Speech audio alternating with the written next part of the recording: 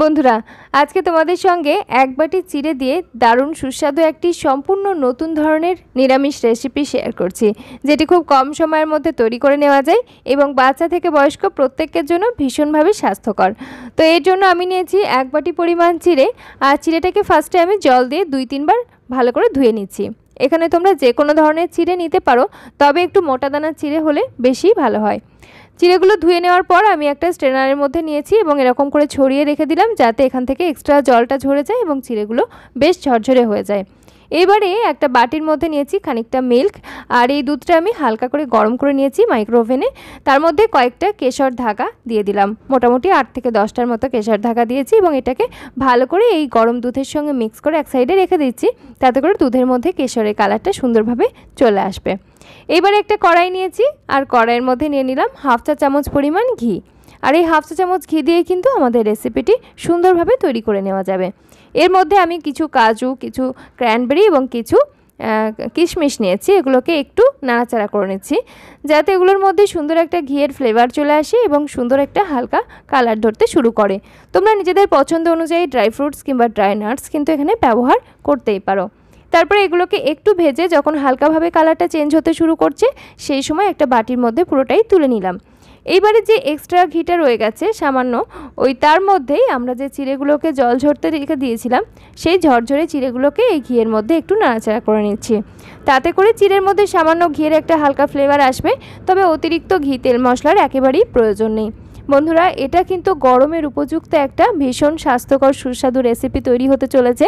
তোমরা যে কোনো দিন হাতে সময় কম থাকলেই ব্রেকফাস্টে কিংবা ডিনারে কিংবা দিনের যে কোনো একটা সময় এই রেসিপিটা বানিয়ে নিতে পারো। আর একদিন বানিয়ে ফ্রিজে রেখে 2 থেকে 3 দিন পর্যন্ত এটা খাওয়াও যাবে, আর ঠান্ডা ঠান্ডা খেতে এটা বেশিই সুন্দর লাগবে।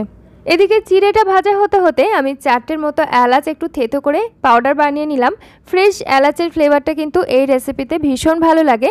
তারপরে দেখো এই এলাচের গুঁড়োটা আমি চিড়ের সঙ্গে অ্যাড করে দিলাম, আর দিয়ে দিচ্ছি মিছরি। আমি এখানে 2 টেবিল চামচ পরিমাণ তাল মিছরি ব্যবহার করছি। তোমরা নর্মাল মিছরি বা যে কোনো ন্যাচারাল সুইটনার এখানে ইউজ করতে পারো। হালকা মিষ্টি মিষ্টি স্বাদ হলে খেতে এই রেসিপিটা ভীষণ ভালো লাগে। তারপরে একটু ভালো করে নেড়েচেড়ে নিয়ে এর মধ্যে অ্যাড করে দিচ্ছি দুধ। আর এখানে আমি 1/2 লিটার পরিমাণ দুধ ফার্স্টে ভালো করে ফুটিয়ে রেখে দিয়েছিলাম, মানে ঘন করিনি, জাস্ট ফুটিয়ে রেখেছিলাম। সেখান থেকে অর্ধেকটা দুধ এই পর্যায়ে অ্যাড করলাম এবং পরের দিকে প্রয়োজন অনুযায়ী দুধ ব্যবহার করব। তো ভালো করে দুধের সঙ্গে চিড়ের সঙ্গে সমস্ত কিছু একবার ভালো করে মিশিয়ে নিলাম, আর এই পর্যায়ে আঁচ মাঝারিতে রেখে আমরা চিড়েগুলোকে সিদ্ধ করে নেব। দিয়ে দিচ্ছি 1 চিমটের মতো লবণ, আর এই 1 চিমটে লবণ দেওয়াতে রেসিপির টেস্টটা কিন্তু ভীষণ ভালো হয়। খুব ভালো করে মিশিয়ে নিচ্ছি, আর এই পর্যায়ে দেখো চিড়েগুলো কিন্তু অনেকটা মিল্ক টেনে নিয়েছে। আমরা আরও সামান্য পরিমাণ মিল্ক এখানে ব্যবহার করব। বন্ধুরা, দেখছো সিম্পল কুইজিন বাংলা, আমি আলেয়া। আমাদের চ্যানেল সিম্পল কুইজিন বাংলায় তোমাদের সবাইকে জানাই অনেক অনেক স্বাগত। আমি কিন্তু প্রত্যেক দিনই প্রায় এরকম স্বাস্থ্যকর রেসিপি শেয়ার করে থাকি, যেগুলো আমাদের প্রত্যেকের ডে টু ডে লাইফের জন্য ভীষণভাবে হেল্পফুল।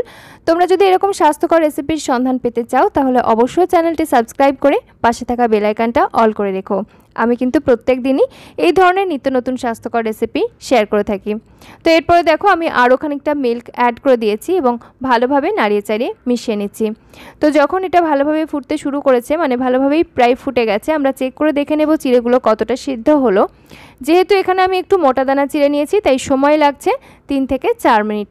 যদি পাতলা চিড়ে নাও সেক্ষেত্রে সময়টা আরও কম লাগবে।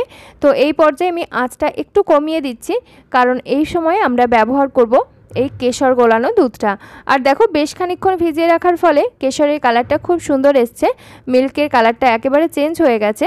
তো এই সময় আমরা কেশর গোলানো দুধটাকে অ্যাড করে দিচ্ছি, এবং এটা অ্যাড করার ফলে কালারটা যেমন চেঞ্জ হয়ে যাচ্ছে, ঠিক সেরকম কেশরের একটা সুন্দর ফ্লেভারও চলে আসছে।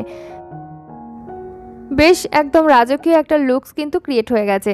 দেখে কিন্তু কোনো অ্যাঙ্গেল থেকেই মনে হচ্ছে না এটা আমাদের সাধারণ চিড়ে। তো যাই হোক, একদম শেষের দিকে আমি এখানে যে ড্রাই নাটস ফ্রুটসগুলো ভেজে তুলে রেখেছিলাম সেগুলো খানিকটা দিলাম এবং খানিকটা রেখে দিলাম গার্নিশিংয়ের জন্য। ভালো করে মিশিয়ে নিচ্ছি এবং এই পর্যায়ে আমাদের রান্নাটা কিন্তু একেবারে কমপ্লিট। আমি ফ্লেমটা অফ করে দিলাম আর এটাকে আমরা একটু ঠান্ডা করে নেব।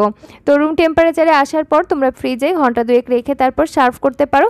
ঠান্ডা ঠান্ডা খেতে ভীষণ ভালো লাগে গরমের দিনে। আর তাছাড়া যে কোনো সময় তোমরা কিন্তু এটা গরম অবস্থাতেও খেতে পারো, সেক্ষেত্রেও কিন্তু খারাপ লাগবে না।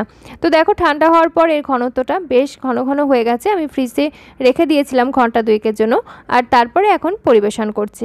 এটা কিন্তু দেখে কোনো অ্যাঙ্গেল থেকেই মনে হচ্ছে না যেটা চিড়ে, খাওয়ার পরে তো বুঝতেই পারবে না। কারণ হচ্ছে এর মধ্যে যে ফ্লেভার এসছে সেটা হচ্ছে এলাচ এবং কেশরের একটা সুন্দর ফ্লেভার এসছে এবং এই দুটো ফ্লেভার মিলেমিশে দারুণ একটা রাজকীয় টেস্ট কিন্তু ফিল করবে।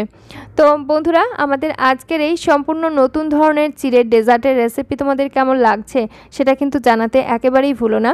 তোমাদের কমেন্ট থেকেই কিন্তু আমি ইন্সপিরেশন পাই, তোমাদের লাইকস থেকে কিন্তু আমি অনেক উৎসাহ পাই পরবর্তী ভিডিও বানানোর জন্য। এগুলোই কিন্তু আমাকে উৎসাহিত করে। তো তারপরে দেখো সুন্দর করে আমি একটু ট্যাপ ট্যাপ করে নিলাম যাতে ভিতরে কোনো এয়ার বাবলস থাকলে সেটা ঠিকঠাক হয়ে যায়। আর আমরা এইভাবে করে ডেকোরেট করে নেওয়ার পরেও ফ্রিজে রেখে দিতে পারি। সেক্ষেত্রে যখন সার্ভ করার প্রয়োজন হবে তখন আমরা জাস্ট ফ্রিজ থেকে বের করে ইনস্ট্যান্ট সার্ভ করতে পারবো। উপর থেকে আরও কিছু কেশর ঢাকা এবং যে ড্রাই নাটসগুলো রেখে দিয়েছিলাম সেগুলোকে দিয়ে দিলাম। তোমরা কিছু পিস্তা কুচি দিয়েও ডেকোরেট করতে পারো, দেখতে ভীষণ ভালো লাগবে, কারণ ইয়েলোর সঙ্গে গ্রিনের একটা কম্বিনেশন থাকবে, সেটাও ভীষণ ভালো লাগবে। তাহলে আজকের মতো এখানেই বিদায় নিচ্ছি। ফিরে আসছি পরবর্তী নতুন কোনো স্বাস্থ্যকর রেসিপির সন্ধান নিয়ে। সকলে খুব ভালো থেকো, সুস্থ থেকো। ধন্যবাদ।